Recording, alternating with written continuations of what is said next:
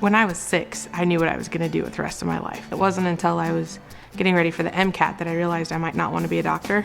So I've always been planning how to build myself in such a way that I can be prepared for any situation. So with the options available to me, I knew that FFA was going to be my best resource. I just didn't realize how good it was going to be.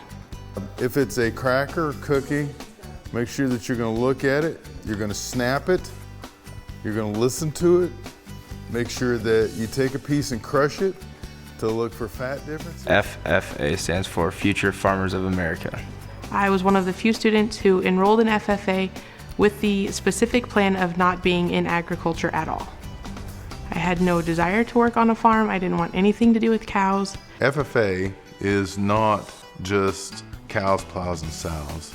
FFA is all of those things, but it's also soil science, it's food science, it's marketing, it's nursery and landscape, it's floriculture, and agriculture education takes in all of those things.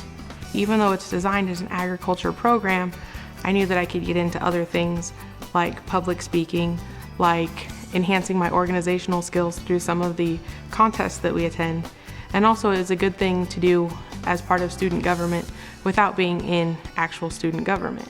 My goals for students is to learn as much as possible about agriculture. Here we would do more hands-on, more one-on-one learning on every aspect of agriculture. The science behind it, the job skills, the career skills that are available. And my job at the bank is an ag loan officer. Farmers come in and they renew their operating loans.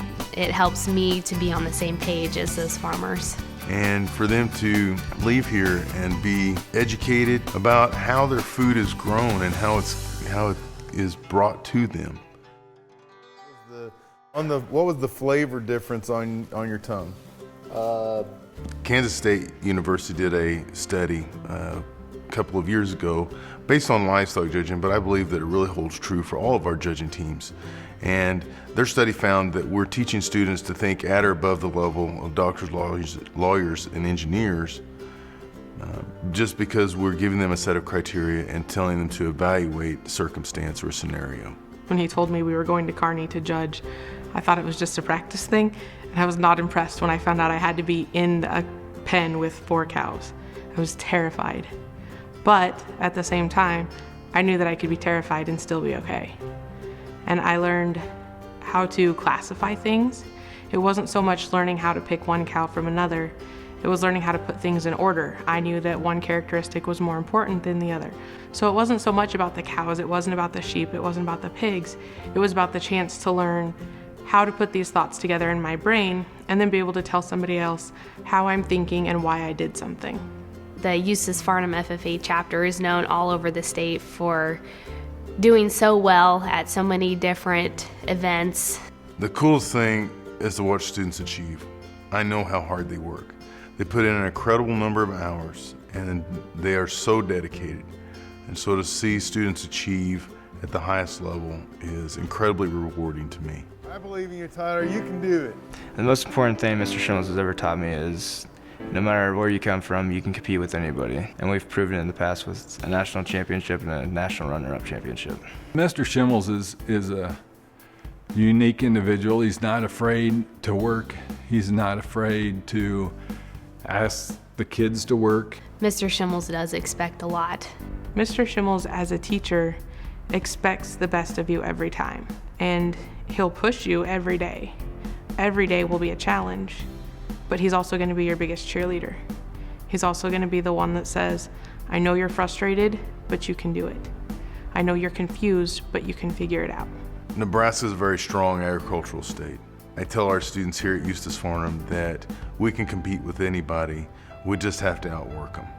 That's kind of the theme of our school. Our teachers, all of our teachers here, whether in the science department or the math or computers or English or history or Spanish, they're all pushing students to be the best that they can be.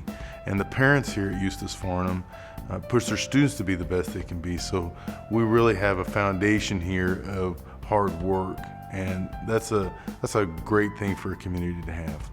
I think as a nation we've set a standard, and we've come to the expectation when the standard is reached, we're done. If we can teach our students to be excellent, then they will expect that in future students, and that cycle will continue instead of the minimum that we expect. When you're ready for great things, then great things will happen.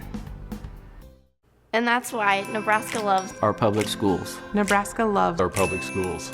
Nebraska loves our public school.